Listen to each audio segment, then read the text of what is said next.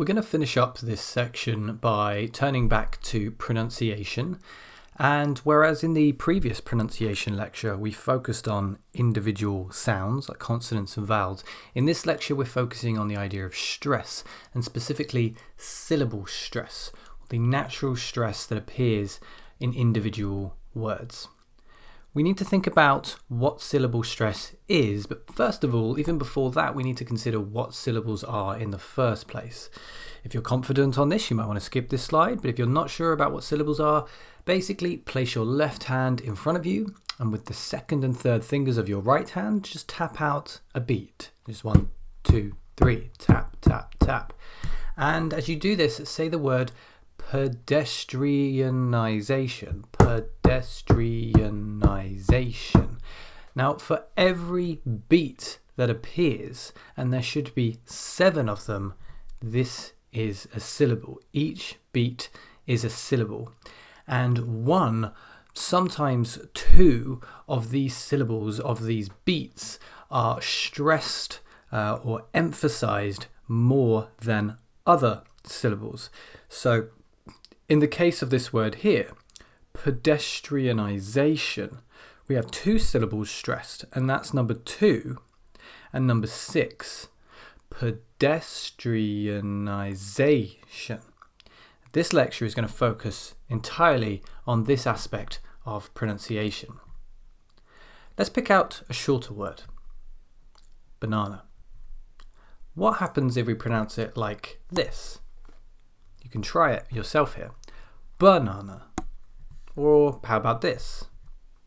Banana. Hopefully you understand and you can acknowledge that this sounds very strange, and this is the essence of syllable stress. Syllable stress is the first na in banana. It's the second syllable. Syllable stress is so important because it can cause some confusion.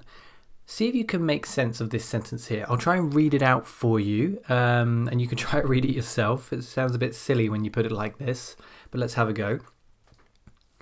I carried the water to the party of 11 people.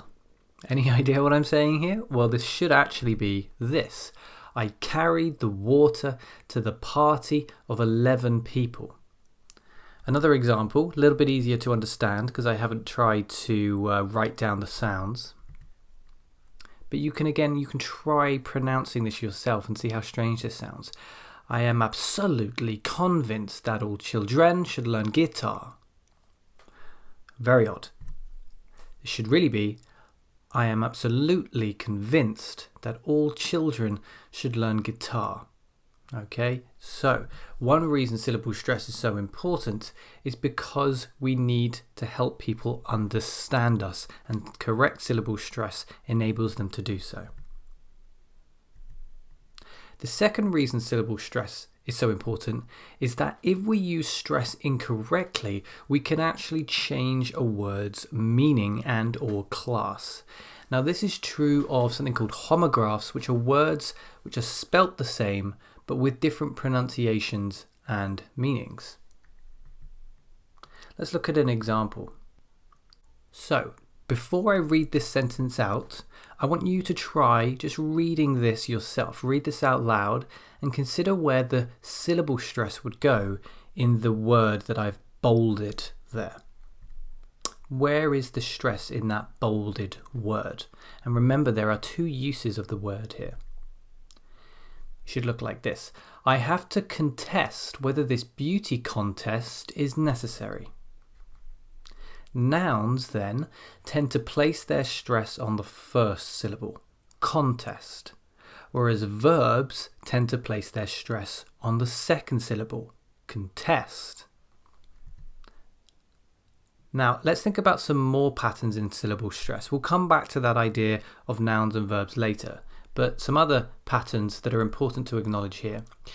Now, first of all, bear in mind that there are lots of different patterns, and stress pattern in English is a huge area. Again, this is an express course, so we don't want to take up too much time with this, but here are some of the most common patterns to think about, and the ones that often contain errors when they're spoken by students. So, suffixes. Suffixes with stress on the suffix itself.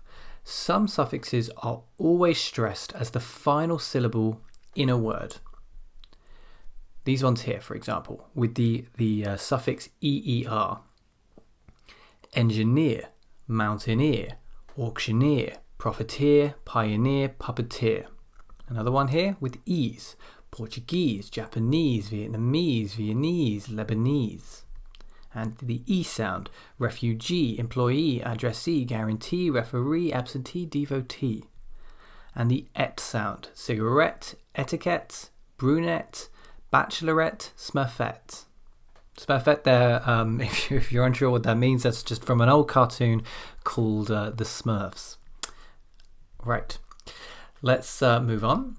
And now let's look at where stress appears before the suffix appears. So here the stress falls on the syllable before the suffix. That does not necessarily mean that the stress appears in the beat before the last beat, the syllable before the last syllable. It just means that it appears before the suffix. Let's have a look at some examples, starting with shun, decision, application, recommendation, expansion, implementation, cohesion, station. Now we'll have a look at the suffix ity, simplicity, audacity, immunity, modernity, divinity, actuality, urbanity, intrepidity, sanctity. Another one here looking at iv, extensive, massive, inventive, creative, expressive, explosive, inexpensive, conclusive. Another one is with oji, biology, physiology, astrology, analogy, archaeology, genealogy, ideology, eulogy. And finally, let's think about the stick sound. Fantastic, animalistic, sarcastic, journalistic, egotistic, hedonistic, optimistic, pessimistic, and enthusiastic. So in all of these cases, the stress appears one before the suffix. Okay. Another very useful rule when it comes to stress is when we think about compound nouns, and that's when you've got two words together creating a noun, whether that's an adjective and a noun or a noun and a noun. These are compound nouns. If the first word of a compound noun works like a noun, then we stress the first word and not the second. For example, suitcase, the first word is suit. As we know, suit is a noun, so we stress it. Suitcase, typewriter, teacup, headphones, water bottle, dog lead, armchair, sunlight, beauty contest, air conditioning, handshake, pocket watch. All of these start with nouns. Whereas if the first part of a compound noun operates like an adjective, then usually we stress the second word. Let's have a look at some examples. Black market. So you see the first word there, black, works like an adjective. So we stress the second word. Black market, young learner, full moon, mobile phone. You can also say mobile phone, but a bit more natural to say mobile phone. Heavy heart, bad blood, good tidings, old fogey, spare change, soft touch, blank space, stressing the second syllable in all of these cases. However, there are exceptions. There are exceptions to all of the rules that I have just put down. This is an unfortunate case in English, but it's just a case of memorizing. So there are those verb, noun, homonyms or homographs where the verb stresses the first syllable instead of the second syllable.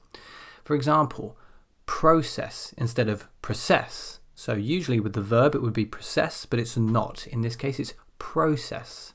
Again, the verb benefit, we stress the first syllable, benefit, and the verb figure, go figure. We don't say go figure, we go figure. So this isn't always the case, and it works the other way around as well. There are sometimes cases where the noun stresses the second syllable and not the first. So with the usual rule, we would say descent, but we don't say that. We say descent, descent. And we don't say concern, we say concern, concern. So this causes me some concern. So do be careful and just check out these exceptions. There are not many, but it's a case of memorizing them. And there are compound nouns which start with adjectives, and yet the stress will be on the first syllable. So loud is an adjective, but we don't say loudspeaker, we say loudspeaker. We don't say blackboard, we say blackboard. Loudspeaker, blackboard. And the other way around as well. There are compound nouns which start with nouns, and yet the stress is on the second syllable, not the first. So instead of saying worldwide, we say worldwide. And instead of saying world leader, we say world leader. Okay? So do be careful around these exceptions. What I would say though is don't stress, pun intended there. Try to notice, record and acknowledge these exceptions when they appear in your everyday listening. It's okay to mess up a little bit on exam day. So if you notice you do that as you're saying it, either correct yourself quickly or just move on. Don't worry too much about it. It's inevitable that it will probably happen maybe once or twice. Just notice the exceptions when they appear. Now, a little bit of practice before we finish this lecture. I'm going to put down a number of sentences on the screen here. You can see them now. I want you to record yourself reading these sentences out loud and then play the sentences back while listening to my sentences to check how accurate you were. Okay? So record yourself, and when you're ready, you can hit play.